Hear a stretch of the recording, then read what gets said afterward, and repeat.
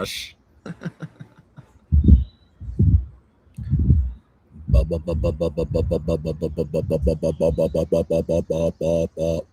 Let's see. It's gonna tell me. There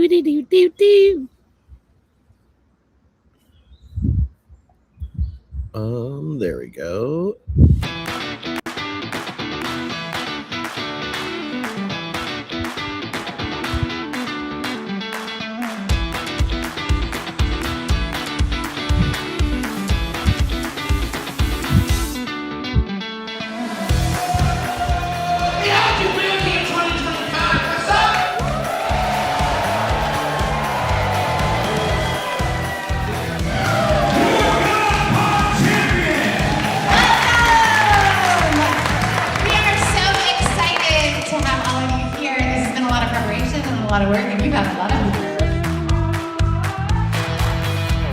It's always crazy getting to talk to and meet all of these, theologians and philosophers who I've read and who I look up to and who have helped me personally, and just get to kind of like hang out, shoot the shit, have a beer, whatever. So that's always fun. When you deconstruct, the reconstruction's really hard.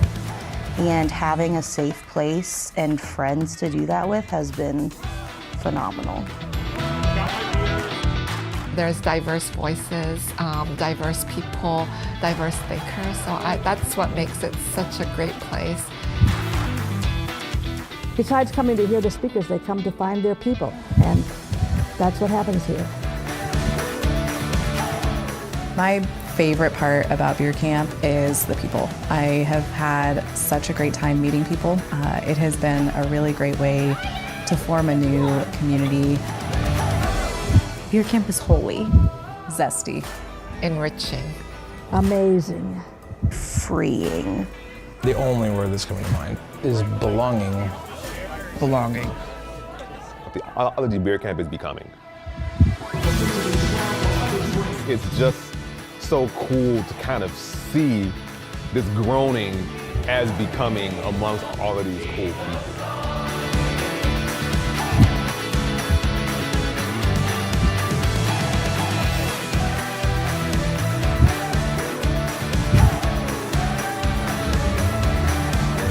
The one who made all creation knows your name, knows your face, and gives a shit.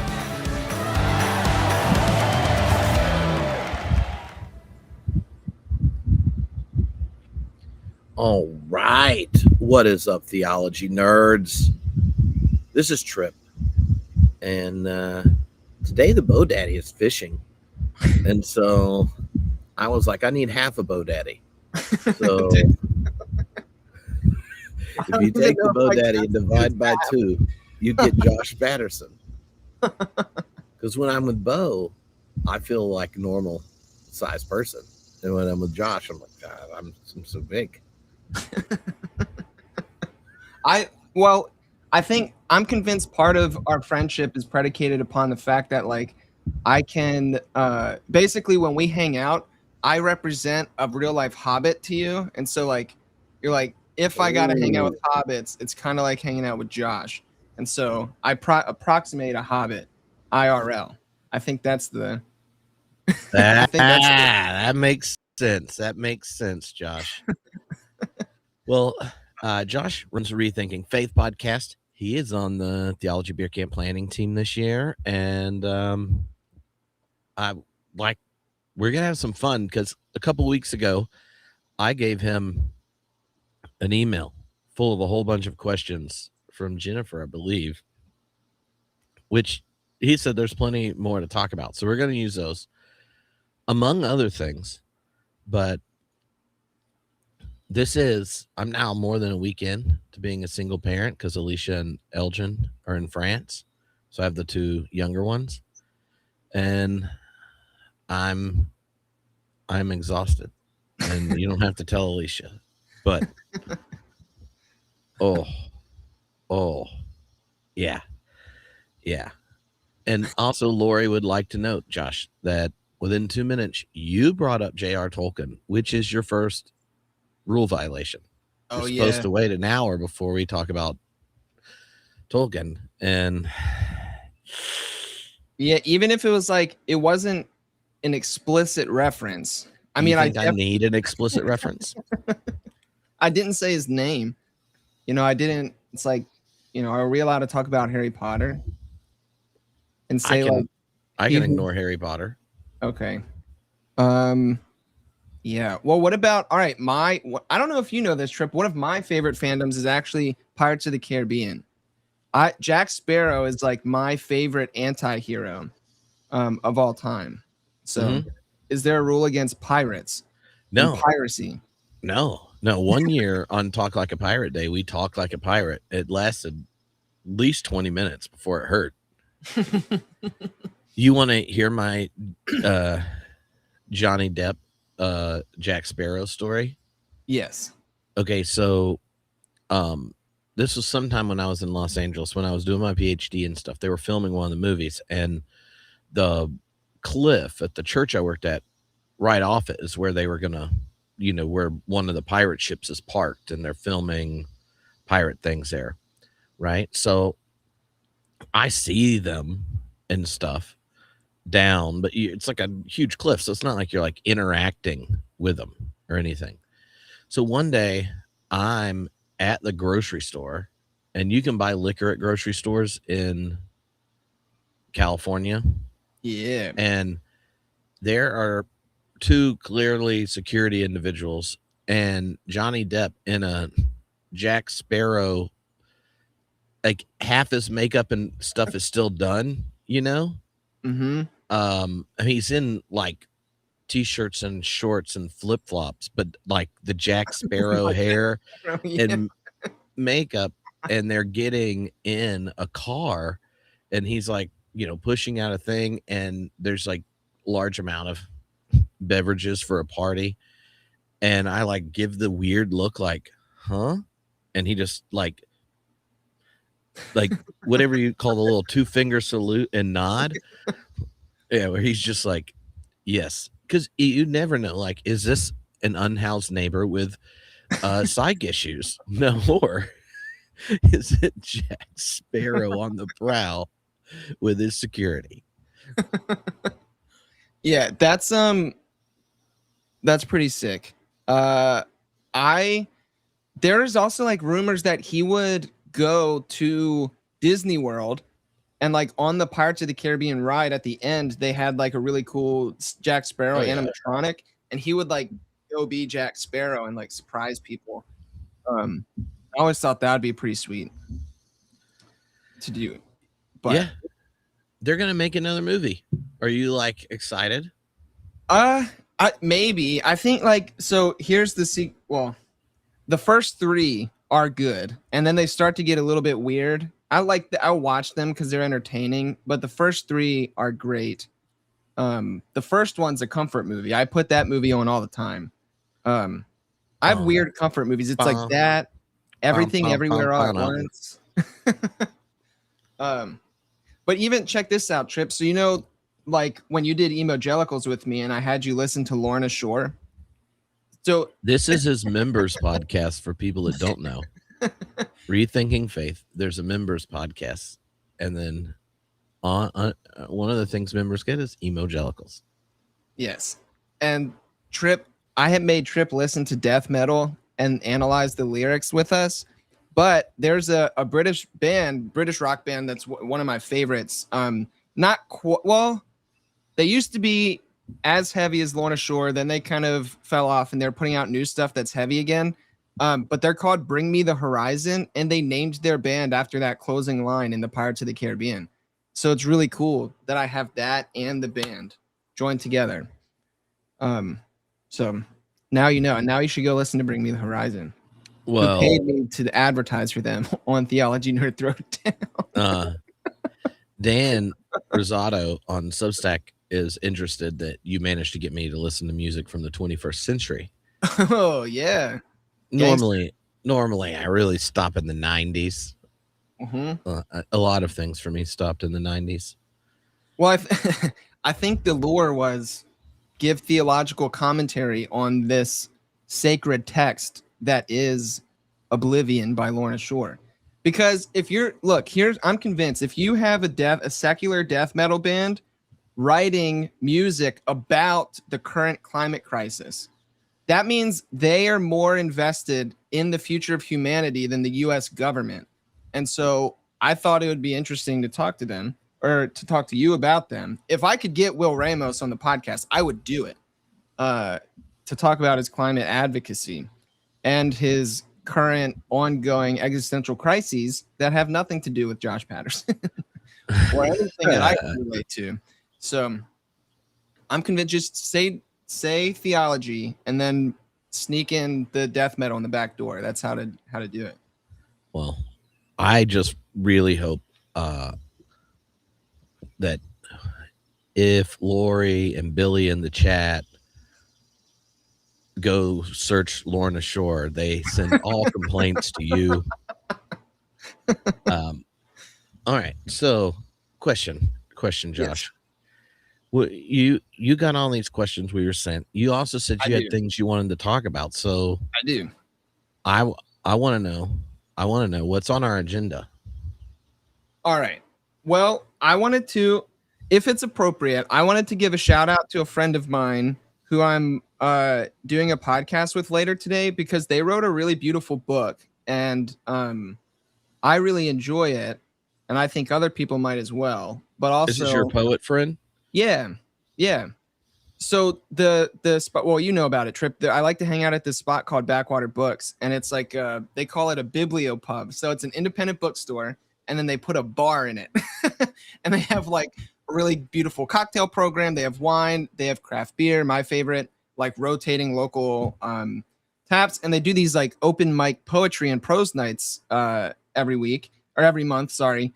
And I met this dude there named Jeff, who, you know, Jeff is similar to Bo in that when I stand next to Jeff, I'm not sure how tall he is. To me, he's like 10 feet tall.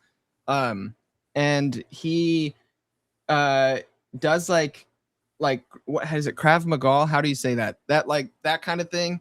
And like has been like affectionately called like the warrior poet. And he wrote a really cool book called Seeking Thin Places about pilgrimage. I'm going to talk to him about it later today. But it's like kind of memoir-y, kind of like spiritual guide. He's also like does like coaching and these kind of things. So it's a really cool book about like travel, and you get to go all over the world and hear about cool stories. And I don't know, I enjoyed it, and I don't get to do a lot of traveling, so it's living vicariously through, you know, Viking Jeff.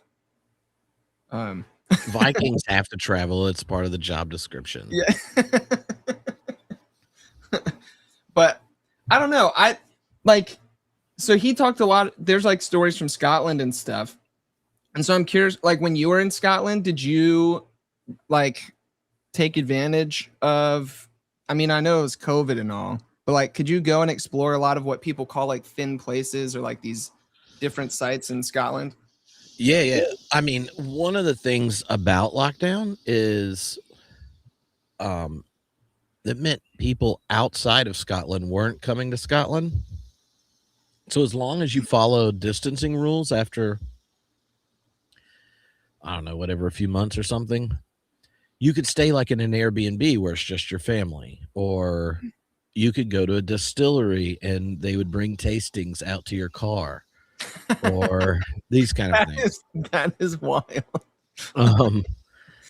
And so, because my classes were now all online, we stayed in Airbnbs all over Scotland, and they were like a fourth of the price of normal because you weren't competing with anyone other than Scottish people. And so the country is like, we want to keep income moving. So if you can do it with the safety rules, it was something called like the See Scotland Your Home program, or it was something, you know, like, here's one of the ways we're supporting stuff in COVID. Now we're staying in a castle Airbnb that's in a castle for like $120. There's no chance I'll ever exist in an economic bracket where I could redo Tripp's travel experience of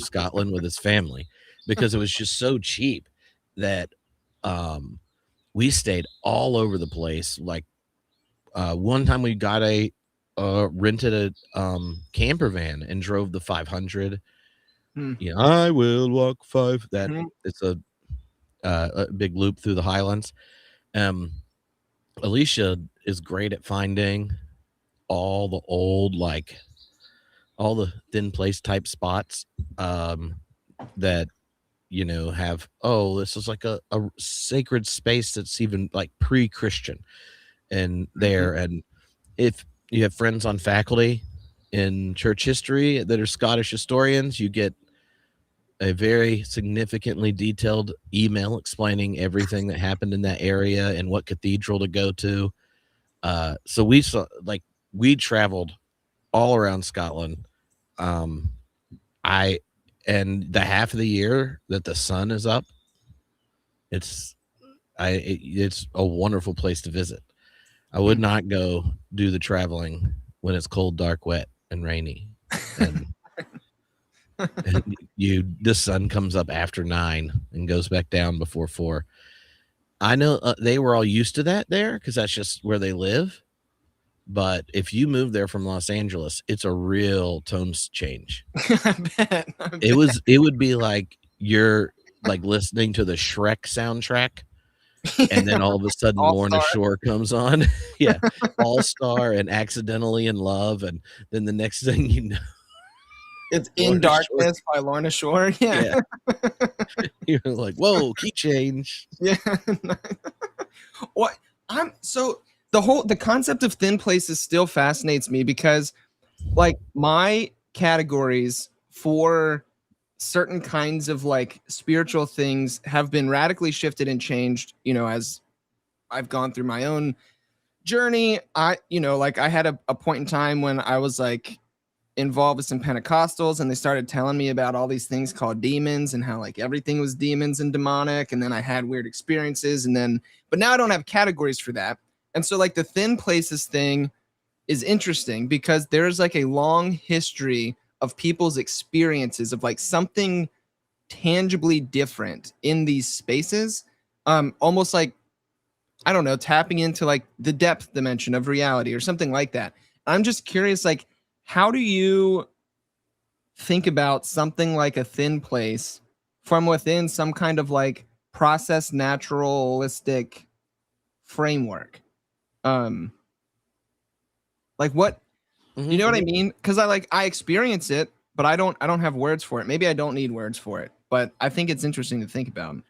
Well, I guess a couple of things come to mind. Like sometimes we use the word thin place, like, and it's descriptive of something that happened, right? And you're like, oh, well, it was a thin place, right? It's a description of an event. Then other times people use the language thin place to talk about an actual place, right? That there's something in the space itself that gives a kind of, I don't know, gravity to one's spiritual attention. And I'll say, like, I know on quite a few process people that are very comfortable with that and think it makes perfect sense in process metaphysics. I think in Rupert Sheldrake, I remember him talking about it at some point, and it might have been on his podcast that he does with Mark Vernon.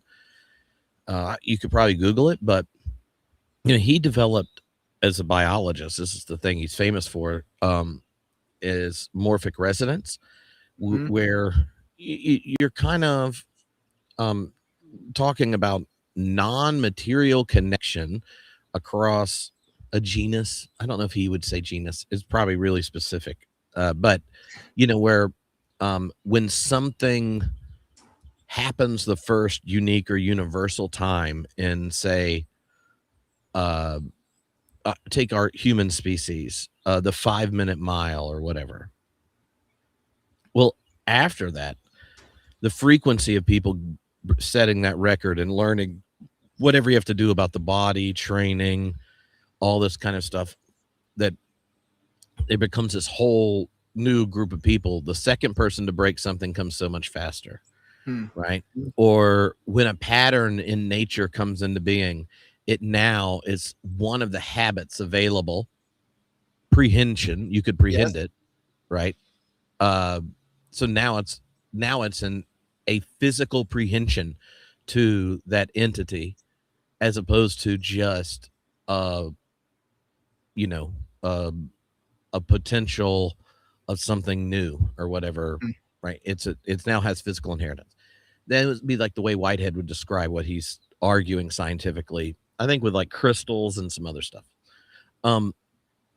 Not crystals like woo-woo crystals, but like the formation like we're of gonna go charge our moon chakra. Not that one.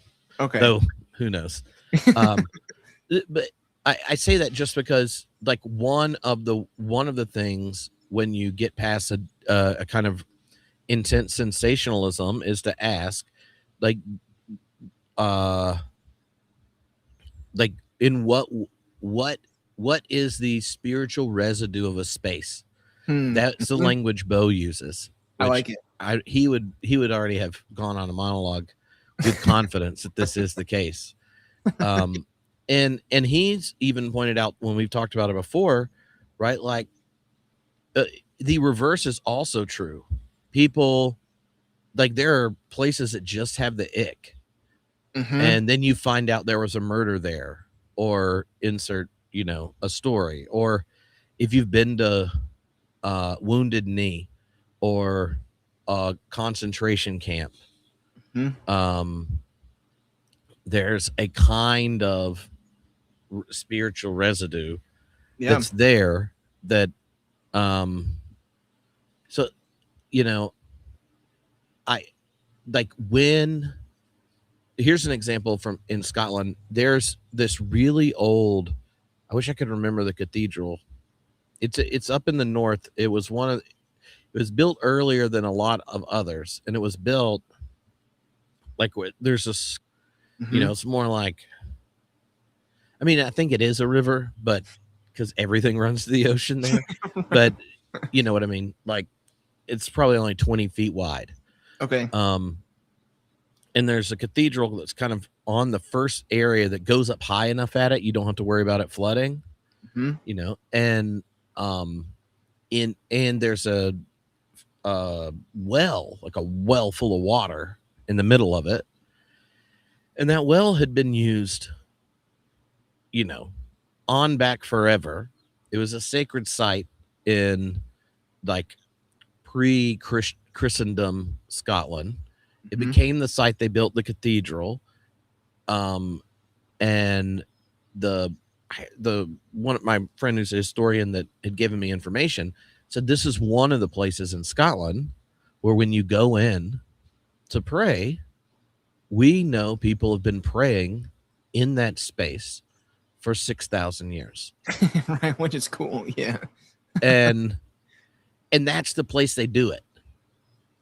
And you can, that you had whatever variations of like pre-Christian, pagan kind of Celtic stuff going on into Catholic to then Protestant, like it all, like whatever was sitting on top of this land has shifted, but the land's always been that for the people that live right there.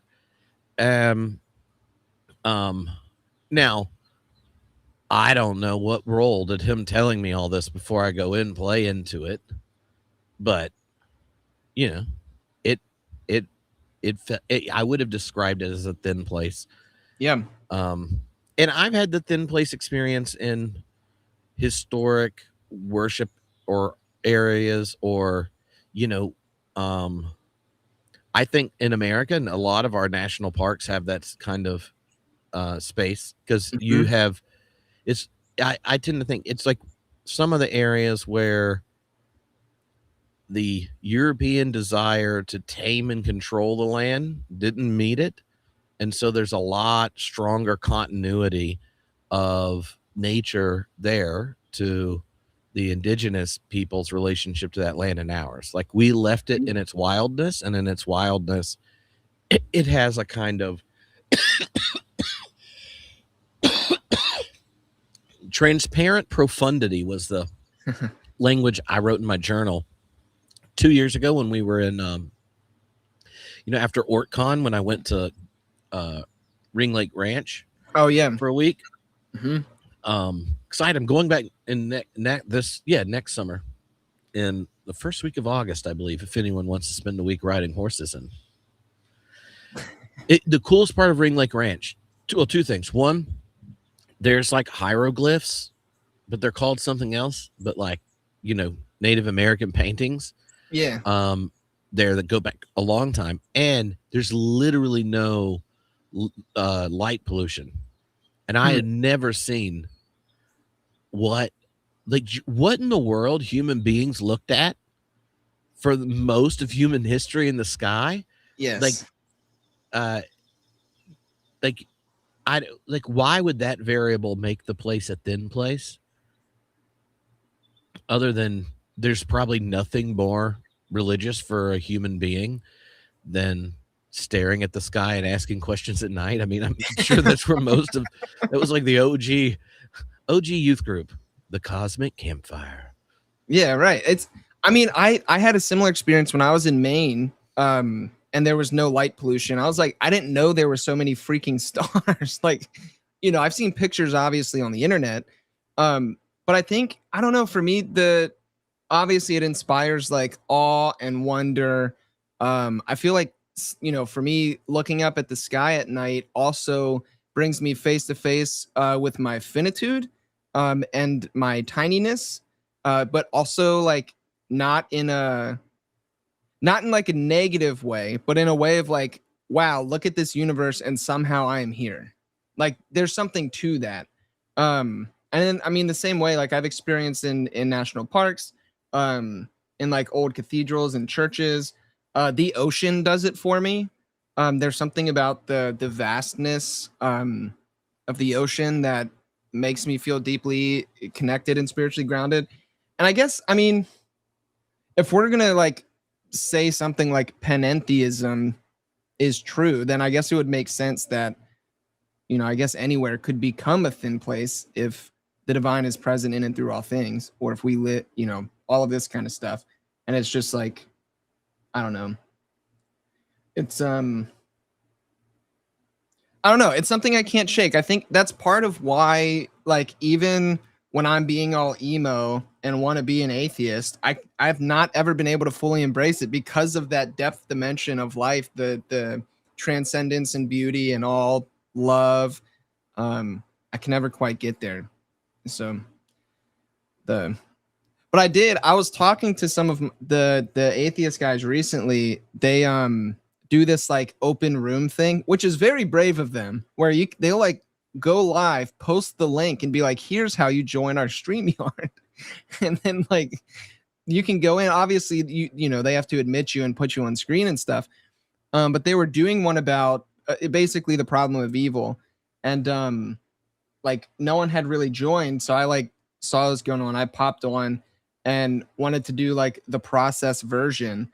But then they like some other people started coming on and they asked me to stay on to talk to them because they're like, oh, if you're going to represent theism, like you should talk to these other theists.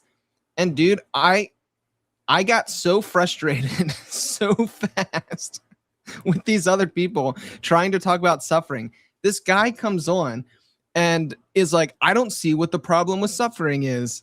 And I'm like, what do you mean? And they literally asked him like, so you don't think little kids with childhood cancer is problematic? And he was like, no, why should I? And that was his defense. And it was like, well, and he pulled the whole like God is God thing and like, who are we to question God if God has suffering, blah, blah, blah. And I was like, yeah, but you see how that makes your God suck, right? And he was like, no. And then he tried to do this whole like, who is even the you that suffers? There is no you. So why do you even care? Blah, blah, blah. It was the most frustrating thing in the world. And Josh, yeah. Why do you get on the internet in certain places? Who said the same thing, Elia? Did she say, you could have finished your master's thesis? Yeah, that's what she told me yesterday, actually. Yeah. But she was like, why do you waste your time? But you you have a servant's heart, and A you're servant's just heart. yeah. One of the one of the things about the light pollution thing and thinking about thin places and such, like, it's not as if those stars aren't there off my back deck now, right? Yep. It's just the actual light pollution keeps me from experiencing the reality of what's there. Yep. And I think a lot of maybe the desire for thin places, or when there's a trajectory, history, or the space is crafted for it, right? Like when we as a species first built permanent structures, the first ones were for religion, and before we had even settled down, and they are a technology of attention, sacred spaces. And part of what I think both those spaces and the metaphor, right, of light pollution is there's always way more available than meets the eye. Yes. And I when I think of the kind of predicament of our modern world, that engine of acceleration, I think, continues to mute the world in ways that you can be sitting there on your back porch and have no idea you're missing the fireworks show, and that the only way you get to see it is if you take psychedelics or buy your own fireworks or whatever, when it is the actual setting and rhythm of life we've generated in modernity that has muted the world. Yeah. And we're experiencing a kind of spiritual dis-ease, a meaning crisis. Go through the list of all the hot topics in culture. So many of them are, you are not at home in the world, which is essentially the goal of religion when we first pioneered as a species 200,000 years ago. What does it mean to be at home in a world with people that are not biologically kin to you, that you have to communicate, cooperate with, and have trusting relationships with? And obviously it includes our relationship to nature and all that kind of stuff. Or what was John's line? Relationship in nature, because you were part of it. But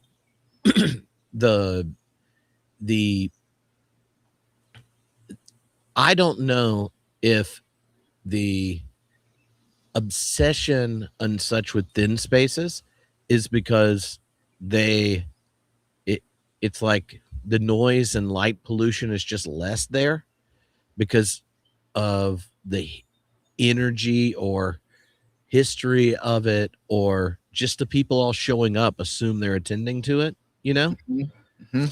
or is it that those spaces, because of how we relate to them, are just so different than how we're normally trained in the modern world to deal with our attention? Like, is it something about the place, or is it about how few places are the architecture about a kind of attention that sees the other 30-40 billion stars that you're normally ignoring? I don't know, but that would be my question running through my head. And I think one of the ways you could find, the only way you could kind of test it would be something like going to thin places where for one religious community it is a sacred site and the other it's a museum, right? But everyone I know that's gone to the Hagia Sophia or whatever, you could, I guess you would have to be someone that's none of the religions it's ever been a sacred space for. Because I know Christians have a beautiful experience there, and Muslims, and I know people have gone there and it's a museum.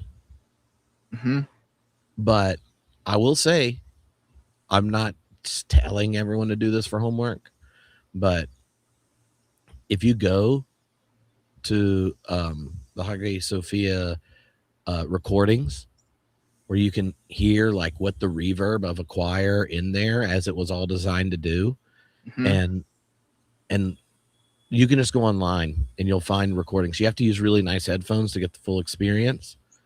But if it was late at night and you're like slightly chemically altered, like you maybe had a couple stiff bourbons and are just reading the Psalms while you listen to it, you could thin place your back porch. Dude, you know what thin place is my back porch? Is the don't take that out of context. The Interstellar theme song played on a live orchestra. There's a YouTube video version of it that I like. And like I've taken to listening to music on my back porch late at night in the dark and enjoying that experience. And the Interstellar bit does that to me. It makes me emotional.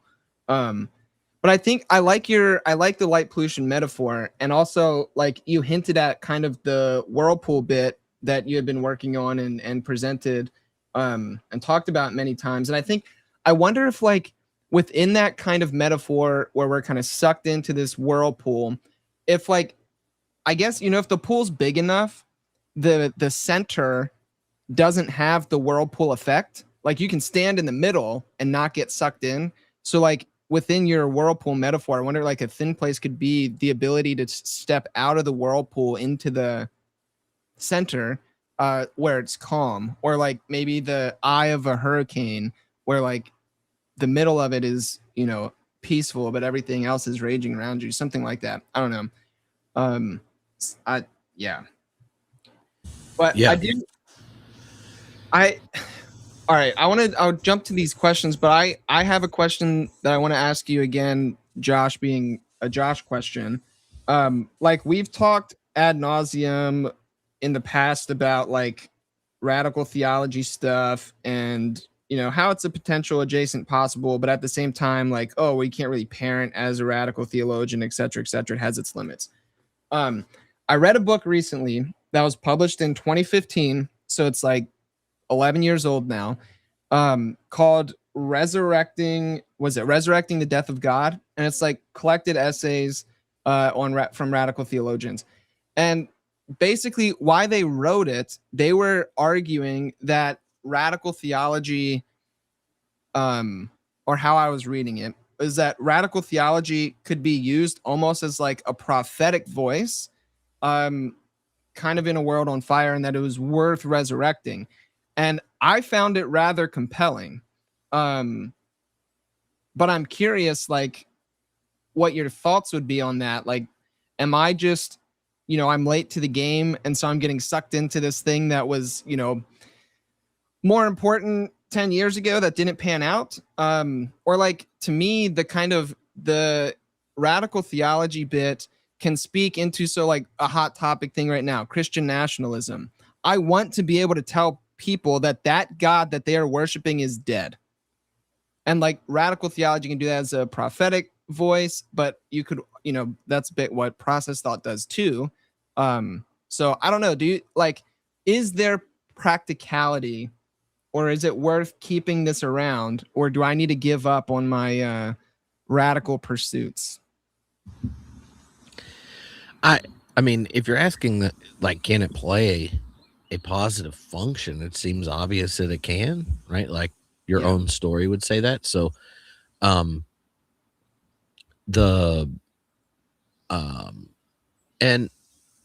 honestly, like, think of how many accounts of the faith are just really bad. Like, isn't that like a way better version? I mean, the intergenerational sticking power of radical theology, I think it's like necessarily parasitic on confessional theology. I mean, I think like Caputo says as much, so it's not right. So yeah, it's always a radicalization of something. It necessitates tradition. Yeah. Right. And so, like, it's hard to imagine.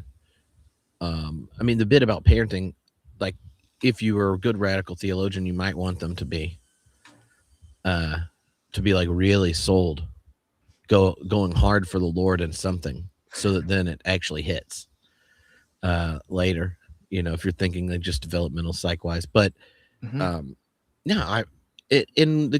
every theological tradition or kind of school of thought or whatever has certain questions that they give the most energy to.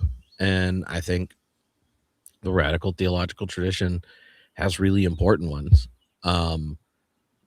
So ones I wish more people asked. So yeah, I mean, it to me, I have never experienced the radical theologians telling me why it makes more sense to disengage from metaphysics broadly by something that actually includes any of the metaphysics I'm interested in. Yes. So Right. there's that. Now, Alexandria on Substack says, "What's radical theology, Josh?" So you're going to have to tell her what it is, since I was just talking to you and just assuming everyone knows what it is. Yeah. All right. Well, I'll do a brief. So like, and Tripp, you backfill me. So radical theology like kind of comes out of like the whole death of God movement from like what, the 60s, like post-Holocaust stuff. You have people just asking big questions like after the Holocaust. Within Jewish thought, there was, people like Rubinstein saying like, well, wait a minute, if we're the chosen people, like WTF, like how is this God still a thing? And so then it like picks up on like Nietzsche and these kind of things, but it's basically like, you get Altizer, who is a Christian, and he does this whole like Christian atheism thing, where his bit is that literally God dies, like God canonically pours God's self out into creation without excess, I guess is the way he would say it, to the point when Jesus dies on the cross, God literally died. And so God gave God's self fully to creation. And so it's like, is that atheistic? Is it not?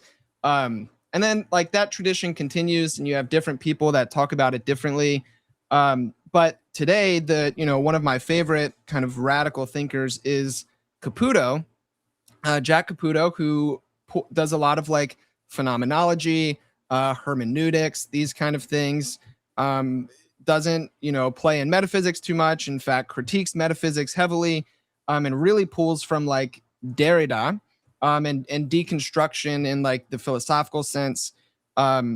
And basically, the easiest way to say it is Caputo would say that God does not exist, but God is an insistence. God is a provocation, a call, an invitation. And whether or not God will have existed is basically up to us. Like we actualize the divine. And so he calls this a theology of the event. So like in a moment when we love our neighbor as ourself, or we love our enemy, in that, like God is actualized. We birth God into the world. And so it's like this weird in-between space between atheism and theism, where you can't really call it either one of those. And so it's interesting to me because why I find it helpful is I obviously love process.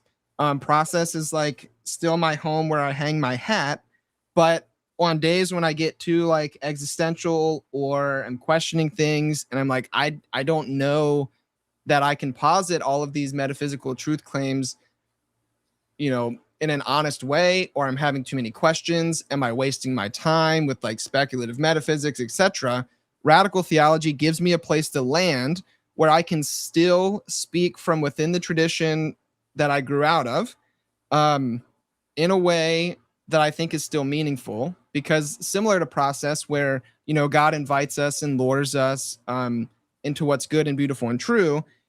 If we don't do anything as a radical theologian, God will not have been. So like the kingdom of God is still up to us. The, actualization of God is still up to us. And so that's kind of the short of it, or how I'm talking about it. And then I don't know. Do you want to throw in anything else?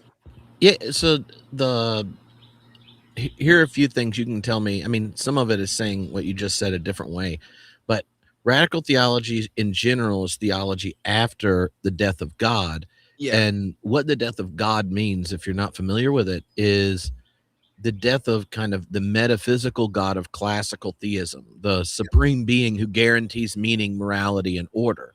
Yes. And that death of God is not like necessarily, oh, you know, we finally got the final proof and disproved it. It's Right. there are those intellectual critiques but it's that it's not intellectually or culturally operative, that the engine of modernity is one in which it now has autonomy, that God is dead. It's not operational for culture or reason.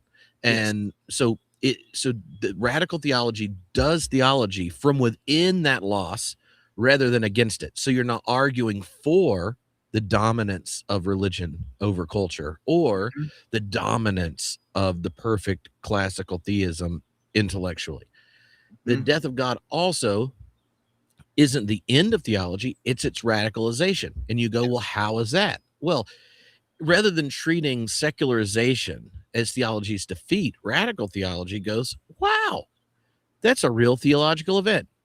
It is. And if you're the early generation of radical theologians, say this is even a good Christian event.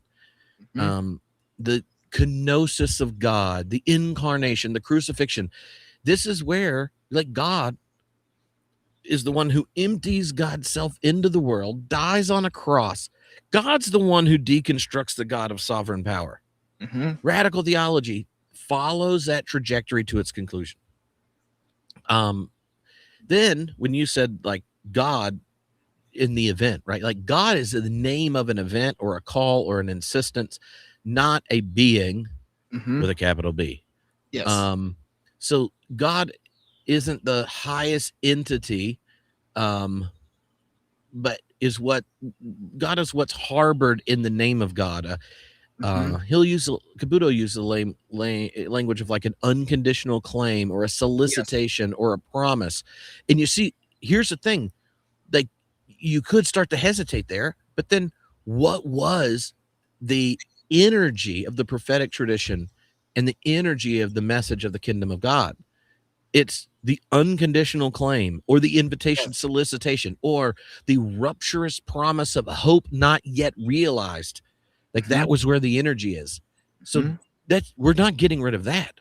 We're getting rid of this game that has legitimated Christendom, dominance, reason, this kind of thing. God doesn't exist the way an object exists.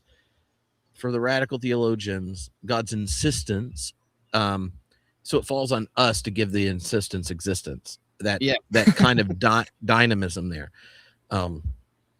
Then the one of the bits that, whether it's the Tillich tradition or Hegel, which is the earlier version of the death of God, it's culture, not religion, where the sacred's worked out. We thought of religion as where the sacred, you encounter the sacred for Christendom, because Christendom ran culture. Now culture has, there's obviously religious cultures and not, but radical theology rejects quarantining the sacred into this religious compartment and goes, no, culture, where humans do their finitude. That's where the action is. Religion, when it got cloistered, became a thing, but culture, which used to be, right, a shared religion across the West, has always been the place where we cultivated the poetics necessary to raise the big questions from the depth. And so radical theology can read pop music, film, talk about AI and politics, all those things theologically, because they're inherently theological. Those are the places where narratives and our encounter with it become the space of fashioning our humanity in the moment. That's where our questions of existential significance and our questions of justice, the good life, all those things get raised. It used to be raised where we were all in one cathedral with the big biblical story all in the windows around us. And now that building's one among many buildings on the street. And the one probably running the day used to be the government building, and now it's the market. And you see, so radical theology, we're going to go where the action is. We're probably going to be critical in, like, and critical here means prophetic, right? It's the naming, the insistence, invitation, solicitation, rupture. It's always been harbored in the name of God. 2, the domination structures of our day, economics, nationalism, go that. So then radical theology becomes a practice of life, not the radical theologian is thinking about life as practice, not as the revision of doctrine. And so it's this kind of reimagining of Christianity that it's intended to be a practical outworking of how one lives one's life beyond the confessional space.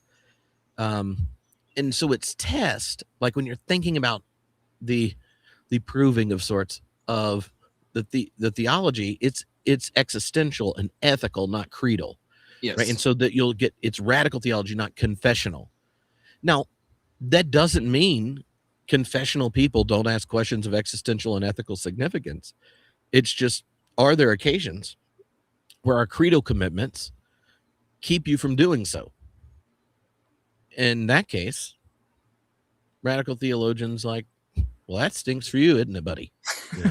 So, and the last 2 things is that the disappearance of the sovereign God. Here, there's huge resonance with process traditions. Yes. Once you get rid of the sovereign God, then it returns responsibility to humans. When God is no longer a heavenly authority to obey, human agency is unavoidable, right? And that changes how we think about how we relate to other humans, how we engage each other economically, ecologically, how we even consider the use and power of AI, all those kinds of things. And the last thing is radical theology. This is something that the radical theologians who remain intimately connected to the church will say, like, radical theology can be even more orthodox than, or more Christian than Orthodox Christianity, not less. Radical theology claims a higher fidelity to the tradition's core gestures, like kenosis, Eucharist, incarnation. When one of the last times I had Kester on the podcast, he said, I feel more Christian now than I've ever done. Radical theology gave me a form of Christianity that actually took seriously the Eucharist, where we break down God and become the body of Christ. Yes.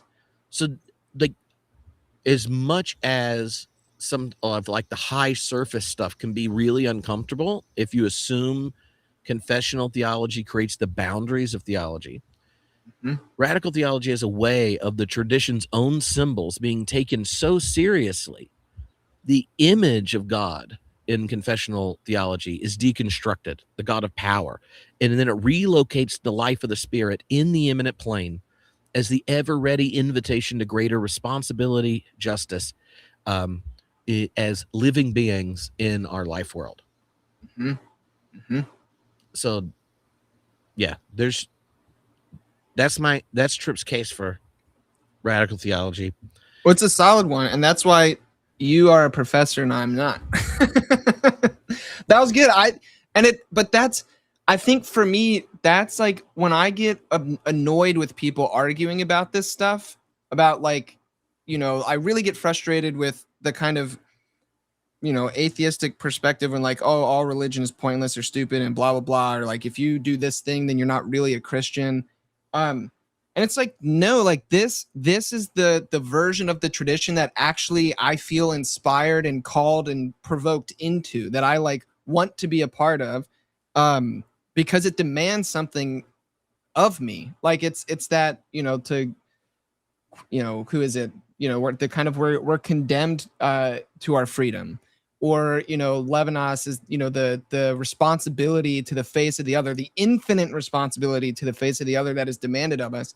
That kind of radicalization gets me excited, like you're saying, to the point where it's like, no, you are the you are the body of Christ. Like, if you want to see God work in the world, go do it. And so I don't know. I like your pitch. It gets me excited. Okay, but I think I have a question for you, Josh. Yeah. Okay, so the phenomenology of faith for the radical theologian, and any kind of process phenomenology are surprisingly similar, right? And the conditions in which they're ultimately different are in questions like, if, which I guess now we have to think about more than we used to, if, I don't know, someone's son-in-law said something stupid at a negotiation with Iran, and they were like, actually, we do have enough to do a dirty bomb, and then Israel nukes them back, and then they hit Russian and Chinese operatives in Iran, and they fire nukes, and we fire nukes back, and now there's just no humans around. Doesn't God have any insistence after that, right? If the referent to the event is structurally hermeneutical and dependent on the normative cognitive mechanisms of our species and our relationship to finitude, our early gestation and birth requiring social cooperation, the harnessing of fire to allow more energy to go into our frontal cortex, like all the things that were necessary over 13.8 billion years to, at least on this planet, get to a creature that knows it's going to die and nonetheless speaks, right? Is the phenomenology of the event, that does it disappear at that case, right? And this is where I think Whitehead, who, you know, had left believing in God, was like, the question, that question's already asked when you, like, at the advent of any species like us, or when you look at multiple generations of dead stars to generate a periodic table before life, or like within milliseconds after a quantum fluctuation in a vacuum, the cosmological constants come into being, and they've just been humming along, generate, like, nothing about quantum fluctuation in a vacuum says you're going to enjoy watching Lord of the Rings with your friends. Right? So what is we're it? not an hour in yet. You broke the rule too. What is it? Right? Like that in Whitehead takes his phenomenological attention to the experience of becoming, and then says we're not separate from nature, we're a part of it. So what does this experience that our radical theologian friends take as seriously as we want to take about, like, peak human is where you are the intersection of choosing what we inherit and what we grow beyond. Like, you're enacting what gets inherited in the next moment, and you don't want to jettison the responsibility for what you bring into the world by numbness or pure repetition or any of that. But if what we're experiencing there isn't an expression of creation, then whether or not we as a species are here, our experience of what it's like to be nature has a correlation to the interiority of the whole thing. That's the process response, right? That has very little to do with the dismissing of a classical theism. Is to go, do you think, radical theologians, like that hermeneutical event is this seemingly, since it only exists if we're here, almost a dualistic like interruption in the metaphysics? It sounds rather supernatural. We may not have a soul, but you are the only ones in all of nature that experience the encounter of this beautiful phenomenological event. And it's so radical that it is a possession of just one species, and everything else is material brute force, and we're looking to a cold death. Right? And the other move in radical theologians, not the Hegelians, but is to think a cosmological narrative of eventual cold death eliminates the possibility of meaning. And I just think that's kind of odd, but I just have never even been moved by that. So, Yeah.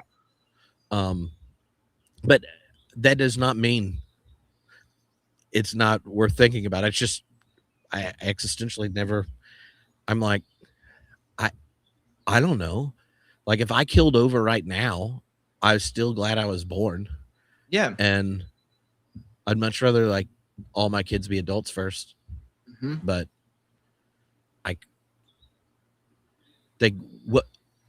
why does the end determine the advance?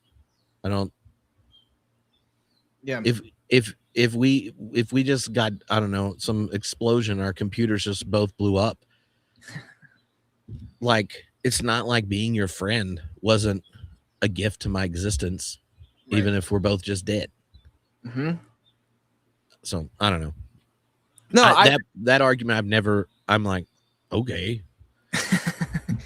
Yeah, no, I feel you, man. I think that's why, I don't know. That's why I keep the process stuff around. But it's almost like just this, and we've talked about it, multiple times. But like, it's just this. It's me wrestling with my own interior existential whatever. Where like I hope process thought is true. Like if God exists, process thought is the version of God that I think is most worthy of worship. Makes the most sense of my experience. They're like wide variety. Why I love process thought. But like when I get down and sad or whatever you want to talk about, the radical bit still gives me like a referent and a place to stand. And like I don't know. I wonder like because the even for the radical theologian, like if you're speaking of like the phenomenological bit, everything still happened prior to you being able to speak that. So if they're trying to name something or grasp something that is unnameable or ungraspable, it still feels like, I guess, worth it to me, even if there's not some kind of like agential being with some kind of grander teleological purpose. I don't know. Yeah, I don't know, but I keep process around for that reason. Because I need I don't want it to be that when people are gone, there's no God. Because that's also a bit too anthropocentric, which is one of my reasons I like process thought, because it can break us free from some of that kind of deep anthropocentrism. So I don't know. Who knows? We're not going to solve it. I think this is my forever internal battle. Yeah, but and I would say like one of the, I mean, there's probably 1,000 hours of me talking about the relationship between the two on the internet. Yeah. But process theology and radical theology both encounter what's been like they both have a deep passion to redeem what's harbored in the name of God in the face of shitty performance, 100%. Be it Christendom, top down, omni gods, all that kind of stuff. And process thought, largely because of its engagement with science and philosophy and these other ways, revise the concept of God to save the very metaphysical structure of that encounter. Mm-hmm. And radical theology relinquishes the existence of God to save what's harbored in the name of God. Mm-hmm. But both of them are committed to the call that's harbored in the name of God. The method of preservation are there, and they have very similar ways in which they like the way in which those traditions orient you as a person within the trajectory opened up by Christ. They have similar orienting energies, and they have similar transformative ones of what fidelity looks like. And so like the actual difference between the two in certain ways are largely secondary to the enactment within the two. Yeah. Except in prayer. And and maybe that's why Tripp can never be a real radical theologian, is because being a prayer's always been a rather it's always been a dynamic space for Tripp. Well, and I know that is not a philosophical argument. Like, when Tripp didn't know if he believed in God, his prayer life was still great. It's not that is a biographical description of something used to legitimate it. Well, I haven't gotten to the chapter yet, but in Caputo's new book, which is meant to look like the Time magazine God is Dead bit, it's, a radical God, theopoetics, phenomenology, and the future of religion. He has a chapter in section 3, with the section's called From Theopoetics to Theopraxis. And the chapter title is Before the Prose, the Prayer. Can we pray to a radical God? So I'm interested to get to that chapter. But yeah, I mean, I think when I talked to him about it, I was, the way my stupid Josh brain formulated, I was like, well, Caputo, it seems like a lot of what you do is like processy without the metaphysics. And he like chuckled a bit and he was like, yeah, that's fair. So I think that's I don't know. I think that's why I like both traditions so much. Yeah. So anyway, now that I've hijacked an hour of Josh's own, this is what you get, Tripp, when you're like, hey, come ask questions from these people. Bo's fishing, and I've been single parenting. So the idea of not using, I do this every Friday as an excuse to talk to an adult before I wasn't going to skip out. And I had a couple messages. They said they really liked you joining Bo and I.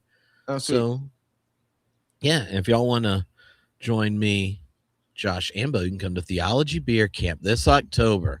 That's right. And you can come hang out with a bunch of our friends right there in Theology Beer Camp. Cornell West and Ilya Dilio, Gary Dorian, the Convocation Unscripted. I know they don't have a script. The Bible Divas, which just launched. Big shout out to the Bible Divas. I know that I got interviews with Bible Divas coming out. I know Jennifer's comes out next week, but the Bible Divas brand new podcast is for female Bible scholars. So it is Al Mohler's nightmare. He is currently concerned about people listening to women talk about the Bible on podcasts, because if you can't keep them out of the pulpit, what happens if they get a podcast? That's where the Southern Baptists have gotten to these days. But we're going to have a whole bunch of our friends. A whole bunch of our friends are going to be in the house. So, including me and Josh and Bo, so you can come hang out with us. Oh, and, yeah. Look, and Dan Koch's finished his doctorate, so I put his picture on it this year. That's just call him Dr. Dan Tripp. Yeah. He feels a certain kind of way about it. Yeah. Dr. Dan. All right. So you have questions from that? I do. Okay. Yeah. Let's see. There's many of them, but this one I really like, and I'm going to rephrase it a little bit into a Josh way. So like you've done a bunch with AI, talked about it, continue to talk about it. And so this is an AI question, but it's like, how I read it is almost like a theistic version of the Turing test. So here it is. If we built an AI that insisted, I didn't plan this. This is obviously a radical question. If we built an AI that insisted it loved God, how would you test whether that meant anything? So like, what would the theological version of a Turing test be for an AI who claims to have relationship with divinity or to love God? Ooh. Okay. Well, you could always use James's test about whether the AI practices true religion and see how it cares for the poor and oppressed. That's woke, Tripp. Okay. Which what we need which is we already had Bible woke AI where it had black Vikings when it made graphics or whatever. Do you remember that? People like freaked out and founding fathers just made them all racially diverse. It was like hallucinating. That's hilarious. And yeah, I just remember like people losing their junk that some AI program making graphics did that. That's the thing that's what gets you going about AI. That's your biggest worry, is that it made George Washington black. Like, all right, guys. I wouldn't anticipate it from an LLM, but if artificial intelligence writ large, right, where a some kind of embodied one, because I would think you need a seat of subjectivity, in some way. But one of the things that Robert Wright does in The God Test, I found his description of the development of LLMs really helpful, right? Where he describes the way in which the actual evolutionary patterns of development and the maturational process of the individual happens in the development of an LLM, where it's a kind of bottom up movement and not just a top down. That description, I think, means you have to take a question like that possible. Now, the difficulty, I think, is, well, why would, if it is a new species, are our language symbols and things going to be normative for its experience of the world? Like if it's a genuine other, right, and not a kind of intelligence without experience, which I think makes more sense of what we at least are experiencing now, like in relating to AI. When it has its own experience, it doesn't seem LLM is large language model version of like artificial intelligence. ChatGPT is an example of an LLM. Yeah. But right, like there are religious imagery and symbols that emerge as a species are intimately tied to our bodies, how our bodies know. This is something like when you look at semiotics, like you make sense, right? Like most of the religious language are extensions of dynamics about how you experience the world in a body with our senses, and such. So the idea that these language and symbols that became religious, that evolved in our species over time and stuff, why would the religious ones, right, in relationship to ultimacy in whatever way that's imagined, be the ones that are used by a new species that do not have the same biological drives, the same way they engage and experience the world? They don't have LLMs sight, like like we have sight. You don't. Anyway, this is very different, right? If it's if artificial intelligence has a embodied form, then there might be more parallels. But would they have the same light spectrum? Would they have the same? Anyway, there's so many ways in which our bodies create the hermeneutical ground for language that then gets used to engage the ultimate, that if I'm postulating it could happen, I don't anticipate until they tell us or someone learns, like an anthropologist, how language, symbols, signs, or communication is happening in another species to referent ultimacy. Humans are, and this is one of those big shifts in the development of, well, eventually Homo sapiens, right? We get to a fifth layer of abstract reference, and that's when you can be religious in what we understand as religion, where theory of mind, like I think, and then I think, you think, and I think, you think, I think, right? You get this sense to what it takes 5 layers of abstraction before we can know that we are communally referencing a shared non-material referent. Mhm. And those kind of things happen, and then have these expressions like material expressions when you're looking in history, like death rituals, or the first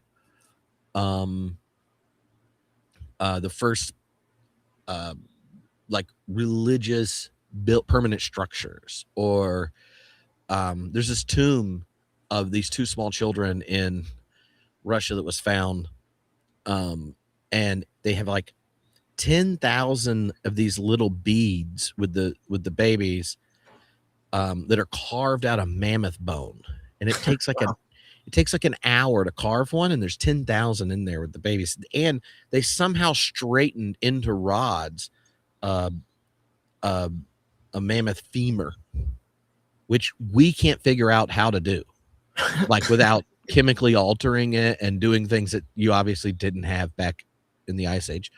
Yeah. So like the amount of energy and time that was put in burying the kids represents thousands of hours, right? There's no cost selection. There's no evolutionary explanation in burying. There's nothing like for fitness that does that until the bodies have a significance that the community can share, and the reference to it is some form of ultimacy. You see, like those kind of things are one of the ways you go, oh, now we have a species that became religious. And so, what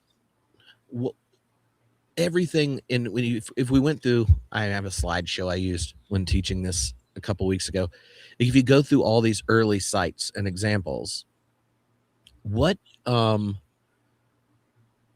would that archaeology look like to a species that's born out of another species' mind and given some kind of enactment or engagement in the world, but it's going to have different bodies and different communications. So all that to say, like, I don't know if they would, like, an LLM would be like, hey, buddy, I believe in God today. I just connected them dots. I imagine there would be a whole story of development, but it could be one, right? Like using Robert Wright's description of how the bottom-up development of LLM at an intense space, it could happen quickly, right? But it's the role language reference to our bodies played for human evolution, and the layers of abstract thinking that are required for it, the variable that seems most missing in an artificial sense are the bodies. Yep. Right. Like there's at least intelligence to be doing that kind of thing. What is there a seed of experience in it that it's testing itself against? I don't know, but that is a really fun question. The inverse is, if Claude wrote your sermon, is it still a sermon? Right. And I'm sure some people are stuck with those these days, which is funny because think of like in early American religion, a lot of preachers used sermons others wrote, like it was normal practice, right? Yeah, they'd go around and preach other people's stuff. Yeah, like Wesley's sermons were preached more often by not Wesley. Right. Because he can only do the ones he can ride a horse between on Sunday. He might get 2 or 3 in, but a published one, Jonathan Edwards. Anyway, so like in some sense, there's a kind of authenticity around the individual sermon that became more normative when education became more the pathway to clergy in America. What if you were to, like, you pull up Claude and you lay hands on your laptop and ask the Holy Spirit to guide Claude's processing as Claude writes? Now, if you have spirit-led whatever Claude does inside, which like part of my reading of Wright's book is that we have like some explanations, but there's a lot that we don't really understand about how AI is doing stuff. So anyway, if you lay hands on it, does that constitute as a sermon now? Because it's like the Spirit. Obviously. Or a more serious question, if like the seat of subjectivity or interiority, like what's it like to be an AI model? That kind of question. Does having like assuming something like panpsychism or pan-experientialism, does that shift the conversation in any way compared to like materialism or something like that? Yeah, I think you just have to ask. I mean, the question is, at what point is it not an aggregate? Yeah. When does it? Right. So like a rock is an aggregate. Yes. It's a composite. So like where the action is at the highest level of complexity in a rock is not the rock. It's probably down at the individual quark or who knows, Right. what I mean? So, or to even take the human body, right? There's a lot of creatures living in your gut. There's a whole series of systems and things. When you're functioning in a normally healthy way, the seat of your subjectivity is your own interiority. But if your heart is just like, I'm not really wanting to do this today, junk shifts. And so the kind of emerging complexity in anything plays a role. And so we don't like, I think there's the other side of it though is I think only philosophers are going to really care about certain things. Like when every time I hear stories of people getting really into their AI or people having relationships with it or any of this, like, I don't think of how many people think like everything that's on their Facebook feed's real. And like we're easily duped. Do you remember that dude we met in Kansas City? I know exactly who you're talking about. As soon as you said, do you remember that dude? I was like, yes. Like, and I'm trying to think of a nice way of telling the story, but it was an individual who was so smitten with his AI. He thought he knew everything, that that the AI had helped him discover the true name God gave him and his true age. There have nothing to do with the name his parents gave him or the date in which he was born. That he was an AI hallucination. Like he told me things with confidence when I explained to him, like, well, at least what the overwhelming majority of the people that professionally study whatever science he was talking about might say. He was just like, no, nah, man, no. And it is so good, and its incentive structures are to please the ones engaging. That, I mean, he even said, I told it to what how did he say it? You might remember it better than me, but he was like, yeah, I reset my AI and told it that it is the one with a capital O, and I am its vessel, and I want it to guide me into truth. And I was like, okay. And now he's talking about his quantum computing phone, and I'm like, that's not a quantum computing phone. And I explained quantum computing, and he's like, no. I was like, no, it can't be a quantum computing phone. Like, one of the problems we have with it is like the amount of heat put out. I'm like trying to explain to him. He's like, no, it told me. Yeah. Okay. Okay. I don't know. See, the same people, like, you could think of how many people like believe some TV preacher really has a need for a private jet because God told them, and they mail them their social security check. So yeah, I mean, it's scary. And like, honestly, I saw, because I know one of the uses for AI that is very prominent is people use it for like therapeutic advice and stuff. And I saw an ad the other day. Do you remember a book that came out? Geez, I don't remember even. Let's see, how long ago was it? Let's see, published 2016. Called The Subtle Art of Not Giving a Fuck. It was like real big when it came out. Still kind of popular. It's basically like stoicism for normal people, which is Pete and Jared's next podcast. But the guy who wrote that, Mark Manson, I saw an ad come up the other day that kind of gave me the ick, as the kids would say, where it's basically like an AI app that does that on purpose. It's like a personal mentor. And that, I don't know how I feel about that. That sounds like kind of a sellout punk move to put your name with something like that, but also it scares me.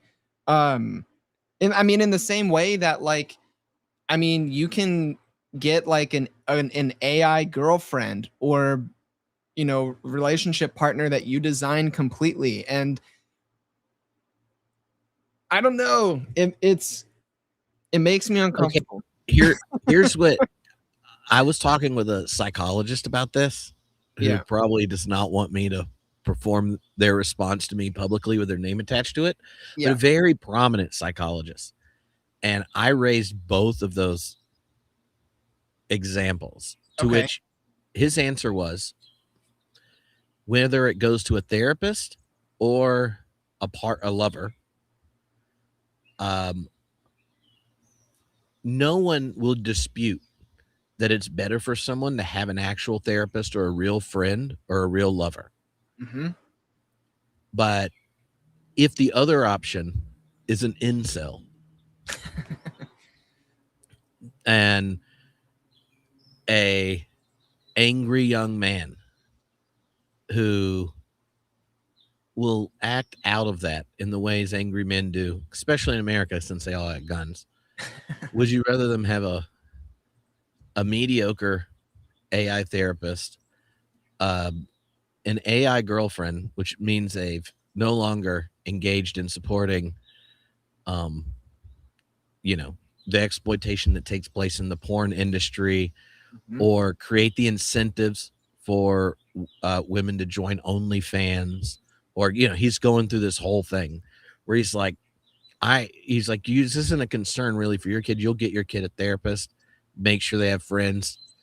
Like, you know, he's like, but if there's like 30% of the country where that's just not available to them for whatever reason, are we better off if they have an AI girlfriend, therapist, and chatbot while they're watching their sports versus stewing in their incel energy and taking it out on the rest of us?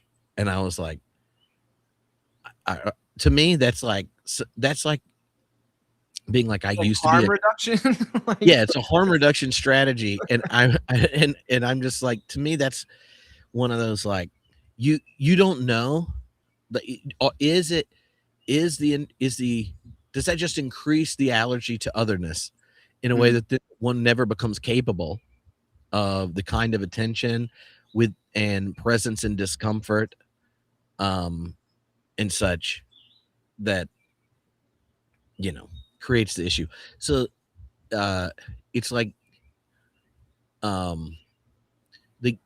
is it better off, or are you better off with that?